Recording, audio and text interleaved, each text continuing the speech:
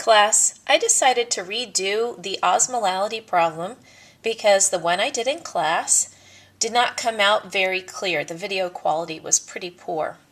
So here we go. First, what do we need to do? Well, write out the grams percent. Literally, write it out. We are working on a problem of 5 grams percent sodium chloride. If we write that out, we know that that means 5 grams for every 100 milliliters of solution. Step 2. Convert the grams percent to grams per liter. How do we do that? Well, we take our 5 grams per 100 milliliters and we multiply that by a dimensional analysis term, which is there are 1,000 milliliters for every liter. And we do the simple math. The milliliters will cancel out, and we get 50 grams per liter. Step 3. Convert the grams per liter to moles per liter. Now this will need the molecular weight of the substance we're working on. So here we have step 3. The molecular weight of sodium chloride is 58.45. This I got from the periodic table of the elements, where the molecular weight for sodium is 23 and chlorine is 35.45. If I use this molecular weight, I then multiply my 50 grams per liter times the 1 mole has 58.45 grams of mass for sodium chloride, and that gives us a 0.86 moles per liter. And as I said in class, you don't need to worry about significant figures. That'll be our little secret. Step 4.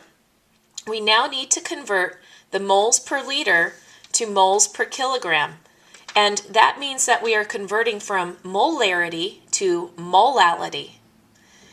To do that, we simply multiply our 0.86 moles per liter times there is 1 kilogram for every liter of water, and water is our solvent. And this means that we have 0.86 moles per kilogram. Step 5. Convert the moles per kilogram to osmoles per kilogram. We need to know the dissociation factor. Well, sodium chloride has a dissociation factor of 2. So I put 2 osmoles for every mole of sodium chloride, and I get 1.71 osmoles per kilogram. Step 6. Step 6 is to convert the osmoles per kilogram to milliosmoles per kilogram.